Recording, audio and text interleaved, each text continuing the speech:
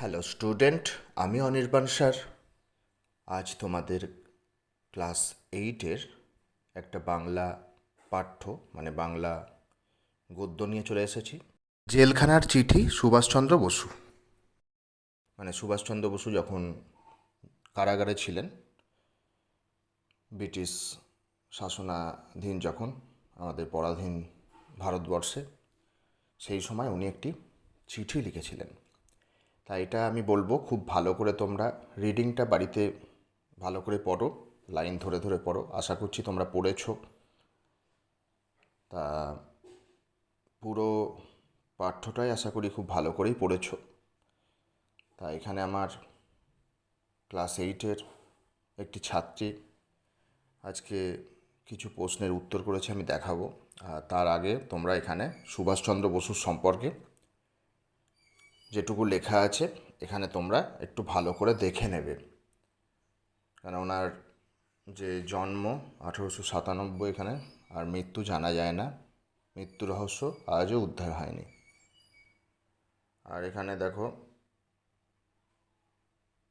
এখানে বেশ কিছু লাইন তোমরা আত্মস্থ করে নিও সম্পর্কে, ওনার সম্পর্কে। এই দেখো কি করেছিলেন না করেছিলেন। ওনার রচিত যে গ্রন্থ অ্যান ইন্ডিয়ান পিলগ্রিম খুব উল্লেখযোগ্য।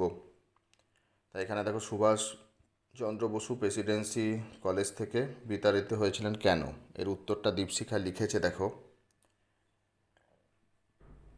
এই দেখো লিখেছে যে ভারত বিদ্বেষী ইংরেজ অধ্যাপক ওটেন সাহেবকে প্রহারের অভিযোগে মেরেছিলেন আর কি, সেই জন্য সুভাষচন্দ্র বসুকে বিতাড়িত করা হয়েছিল।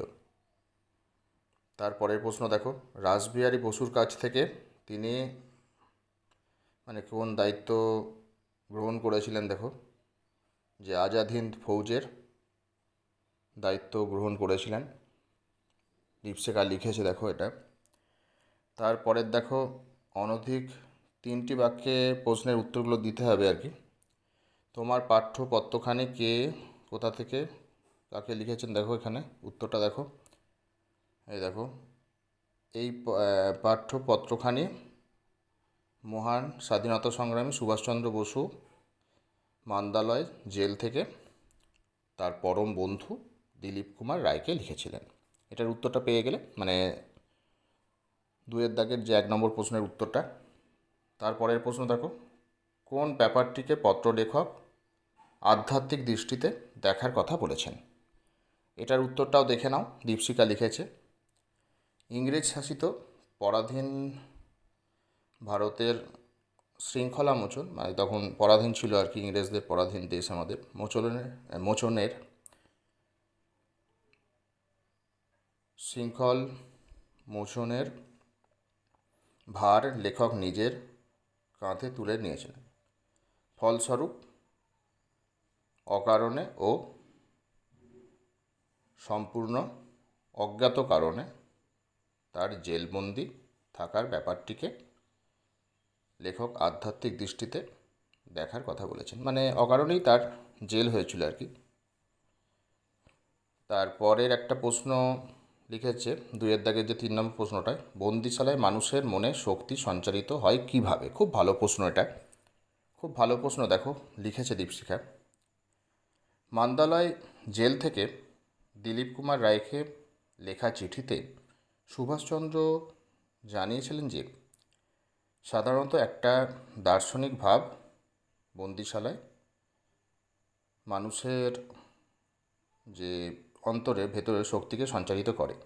মানুষের অন্তরে বন্দি ভাবনা চিন্তার বিষয় যথেষ্ট পরিমাণ থাকে, তাহলে বন্দি দশাতেও তারা মানসিক কষ্ট খুব একটা হয় না, যেহেতু একটা যে অন্তরিক যে ভেতরের যে একটা শক্তি সঞ্চারিত হয়, সেই জন্যে।